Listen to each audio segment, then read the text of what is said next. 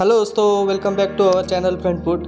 मैं आपका दोस्त गौरव हाजिर हूँ एक और स्टेडियम की कहानी के साथ में। सबसे पहले तो लॉर्ड्स वाले वीडियो पे आपने बहुत सारा प्यार दिया, उसके लिए बहुत बहुत शुक्रिया। जिन लोगों ने अब तक वो वीडियो नहीं देखा है वो लोग इस वीडियो के बाद में उस वीडियो को ज़रूर देखना, लिंक आपको डिस्क्रिप्शन में मिल जाएगी। तो शुरू करते हैं आज का वीडियो। लॉर्ड्स के वीडियो के बाद ट्विटर पे बहुत दोस्तों ने मुझे गाबा पे वीडियो बनाने को कहा, तो आप लोगों की रिक्वेस्ट पे मैं लेकर आया हूँ गाबा की इंटरेस्टिंग कहानियाँ और फैक्ट्स। इस वीडियो में कुछ बातें तो ऐसी हैं जो आप सबके होश उड़ा देगी, इसलिए वीडियो को एंड तक ज़रूर देखें। तो चलिए बिना टाइम वेस्ट किए शुरू करते हैं। गाबा यानी ब्रिस्बेन क्रिकेट ग्राउंड ब्रिस्बेन का सबसे बड़ा स्पोर्टिंग ग्राउंड है, जो ब्रिस्बेन क्वींसलैंड ऑस्ट्रेलिया में बसा है, जिसका निर्माण 1895 में हुआ था और इसे बनाया है खुद क्वींसलैंड की गवर्नमेंट ने। इसलिए इस स्टेडियम के सारे राइट्स क्वींसलैंड गवर्नमेंट के ही पास है। अब आप लोग सोच रहे होंगे कि इस मैदान का नाम गाबा कैसे पड़ा, राइट? तो दोस्तों, गाबा ना किसी इंसान का नाम है और ना ही इस वर्ड का कोई मीनिंग है। दरअसल गाबा वर्ड वुलुन गाबा का हिस्सा है। वुलुन गाबा वो जगह है जहाँ पे ये स्टेडियम बना है, इसलिए सब लोग इसे गाबा कहते हैं। अगर क्राउड की बात करें तो 2010 तक इस मैदान की कैपेसिटी 42,000 की थी, जो अभी रिसेंट टाइम में थोड़ी कम हुई है, जिसका कारण है इलेक्ट्रॉनिक स्कोरबोर्ड्स और corporate facilities. International cricket matches के लिए इस ग्राउंड की कैपेसिटी 36,000 रखी गई है। मतलब जब दुनिया से कोरोना चला जाएगा तब 36,000 लोग इस मैदान में मैच देख सकते हैं।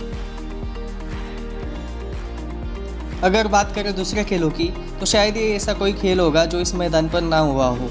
एथलेटिक्स से लेकर Australian rule football, baseball, cycling, rugby, soccer, pony और ग्रे हॉर्न रेसिंग भी इस मैदान में खेले जाते हैं। इतना ही नहीं, फेमस ऑस्ट्रेलियन बैंड्स की कॉन्सर्ट भी यहीं पर होती है। 2000 के समर ओलंपिक्स में गाबा ने फुटबॉल के 7 मैचेस को होस्ट। आप लोगों को जानकर हैरानी होगी, लेकिन क्रिकेट यहाँ का फर्स्ट प्रायोरिटी स्पोर्ट्स है ही नहीं। 1993 से 2005 के बीच गाबा को 6 स्टेजेस में रीडेवलप किया गया था, जिसकी कॉस्ट थी 128 मिलियन ऑस्ट्रेलियन डॉलर्स। और ये रीडेवलपमेंट क्रिकेट के लिए नहीं, बल्कि ऑस्ट्रेलियन रूल फुटबॉल को यहाँ एलिट लेवल पे खेला जाए इसलिए किया गया था। इसी साल 2021 में IOC यानी इंटरनेशनल ओलंपिक कमेटी ने 2032 के समर ओलंपिक्स के खेलों के लिए ब्रिस्बेन को प्रीफर्ड वेन्यू घोषित किया है। तो क्वींसलैंड गवर्नमेंट ने ये अनाउंस किया है कि गाबा उसके लिए सेंट्रल वेन्यू होगा। इतना ही नहीं, क्वींसलैंड गवर्नमेंट ने इस स्टेडियम को डिमोलिश करके नया स्टेडियम बनाने का प्रपोजल भी रखा है। नए स्टेडियम में 50,000 लोगों के बैठने की कैपेसिटी होगी और इस प्रोजेक्ट का खर्चा करीब $1 बिलियन के आसपास होगा। अब बात करते हैं क्रिकेट की, तो गाबा में पहला क्रिकेट मैच 19 दिसंबर 1896 को पार्लियामेंट और द प्रेस के बीच में खेला गया था। पहला शेफील्ड शील्ड का मैच 1931 में 31 जन से 4 फरवरी के बीच शेड्यूल किया गया था, लेकिन उस मैच में एक भी बॉल फेंकी नहीं गई क्योंकि पूरा मैच बारिश की वजह से धुल गया था। अगर इंटरनेशनल क्रिकेट मैचेस की बात करें तो गाबा में पहला टेस्ट 27 नवंबर से 3 दिसंबर 1931 को ऑस्ट्रेलिया और साउथ अफ्रीका के बीच खेला गया था, जिसमें सर डॉन ब्रैडमैन ने 226 रनों की पारी खेली थी। इस पारी की वजह से सर डॉन ब्रैडमैन गाबा में 100 बनाने वाले पहले बल्लेबाज बन गए थे और उनकी इसी इनिंग की मदद से ऑस्ट्रेलिया ने ये मैच इनिंग और 163 रन से जीत लिया था। इसके बाद यहाँ पर कई यादगार टेस्ट मैचेस खेले गए थे। दिसंबर 1960 में ऑस्ट्रेलिया और वेस्ट इंडीज़ के बीच क्रिकेट इतिहास का सबसे पहला टाई टेस्ट मैच भी इसी गाबा के मैदान में हुआ था। गाबा में हाईएस्ट टोटल का रिकॉर्ड ऑस्ट्रेलिया के नाम है। नवंबर 1946 में ऑस्ट्रेलिया ने इंग्लैंड के खिलाफ 645 रन बनाए थे, जो कि गाबा का हाईएस्ट टोटल है। लोएस्ट टोटल की बात करें तो ये रिकॉर्ड शेयर होता है ऑस्ट्रेलिया और इंडिया के बीच में। ऑस्ट्रेलिया ने दिसंबर 1936 में इंग्लैंड के खिलाफ और इंडिया ने नवंबर 1947 में ऑस्ट्रेलिया के खिलाफ सिर्फ 58 रन बनाए थे, जो कि गाबा का लोएस्ट स्कोर है। इंडिविजुअल रिकॉर्ड्स की अगर बात करें तो टेस्ट में सबसे ज़्यादा रन रिकी पॉन्टिंग ने बनाए हैं। रिकी पॉन्टिंग ने गाबा में 26 पारियों में 4 शतक और 1335 रन बनाए हैं। विदेशी खिलाड़ियों में इंग्लैंड के एलिस्टर कुक ने 8 पारियों में सबसे ज़्यादा 443 रन बनाए हैं और हमारे एशियन खिलाड़ियों में पाकिस्तान के असद शफीक ने 4 पारियों में सबसे ज़्यादा 215 रन बनाए हैं। अगर शतकों की बात करें तो गैबा में ग्रेग चैपल ने सबसे ज़्यादा 5 शतक। अब आते हैं इंडिविजुअल हाई स्कोर पे। तो ये रिकॉर्ड है ऑस्ट्रेलिया के माइकल क्लार्क के नाम पर। क्लार्क ने 2012 में साउथ अफ्रीका के खिलाफ नाबाद 259 रन की पारी खेली थी, जो कि गैबा का हाईएस्ट इंडिविजुअल स्कोर है। इससे पहले ये रिकॉर्ड इंग्लैंड के एलिस्टर कुक के नाम पे था। कुक ने 2010 में ऑस्ट्रेलिया के खिलाफ नाबाद 235 रन बनाए थे, जो कि विदेशी बल्लेबाज द्वारा गैबा का हाईएस्ट इंडिविजुअल स्कोर है। और एशियन बल्लेबाजों में ये रिकॉर्ड श्रीलंका के अरविंदा डिसिल्वा के नाम पर है। डिसिल्वा ने दिसंबर 1989 में ऑस्ट्रेलिया के खिलाफ 167 रन का हाईएस्ट इंडिविजुअल स्कोर बनाया था। गैबा में सबसे बड़ी पार्टनरशिप इंग्लैंड के एलिस्टर कुक और जोनाथन ट्रॉट के बीच हुई है। इन दोनों ने 2010 में ऑस्ट्रेलिया के खिलाफ 329 रन की पार्टनरशिप बनाई थी। चलिए अब जरा बॉलिंग रिकॉर्ड्स पे भी नज़र डालते हैं। गैबा में सबसे ज़्यादा विकेट्स लेने का रिकॉर्ड शेन वॉर्न के नाम पर है। शेन वॉर्न ने यहाँ पर 22 पारियों में 68 शिकार किए हैं। एशियन बॉलर्स में एरापल्ली प्रसन्ना ने 4 पारियों में सबसे ज़्यादा 8 विकेट्स ली है। और विदेशी गेंदबाजों में न्यूजीलैंड के सर रिचर्ड हैडली ने यहाँ पर 6 पारियों में सबसे ज़्यादा 21 विकेट्स ली है। गैबा के सबसे बेस्ट बॉलिंग स्पेल 9 फॉर 52 और बेस्ट मैच फिगर 15 फॉर 123 का रिकॉर्ड भी सर रिचर्ड हैडली के नाम पर है। अगर वनडेज की बात करें तो गैबा में पहला वनडे मैच 23 दिसंबर 1979 को वेस्टइंडीज़ और इंग्लैंड के बीच खेला गया था, जिसमें वेस्टइंडीज़ की 9 विकेट से जीत हुई थी।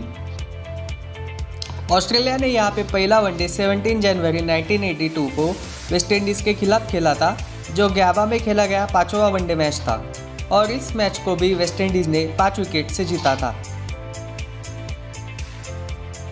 14 फेब 2010 को ऑस्ट्रेलिया ने वेस्टइंडीज़ के खिलाफ 7 विकेट के नुकसान पे 324 रन बनाए थे, जो गैबा का सबसे बड़ा ओडीआई टोटल है।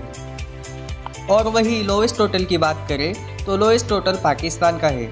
9 जनवरी 1993 को पाकिस्तान की टीम वेस्टइंडीज़ के खिलाफ सिर्फ 71 रन पे ऑल आउट हो गई थी।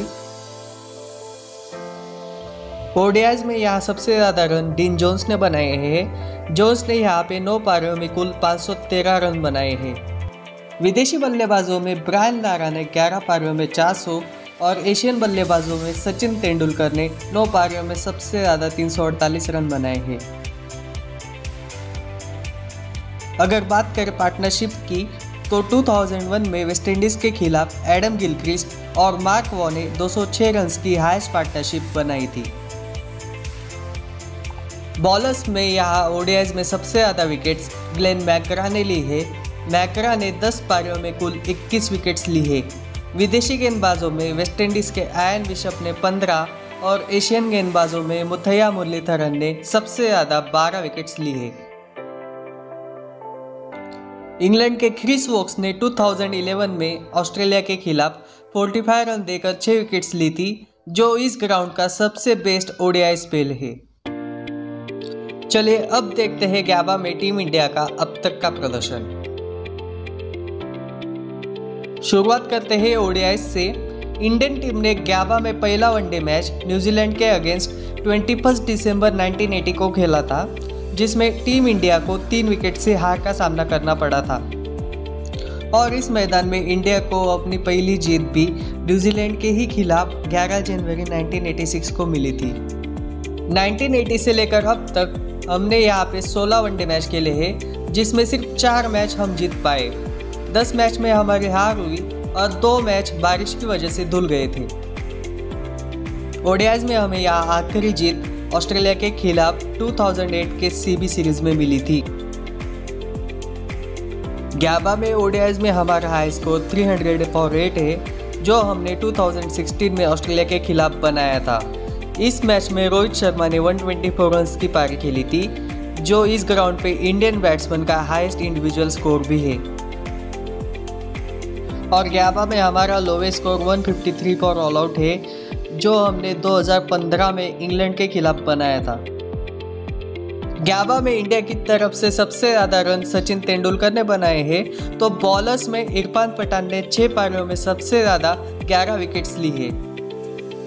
ये तो हुई ओडीआईस की बात। अब जरा टीम इंडिया के टेस्ट रिकॉर्ड्स पर भी एक नज़र डालते हैं। ग्याबा में हमने पहला टेस्ट 28 नवंबर से 4 दिसंबर 1947 को ऑस्ट्रेलिया के खिलाफ खेला था, जिसमें इंडियन टीम की इनिंग्स और 226 रन से बड़ी हार हुई थी। इस मैच में इंडियन टीम सिर्फ 58 रन पे ऑल आउट हो गई थी और यही हमारा ग्याबा में लोएस्ट स्कोर भी है।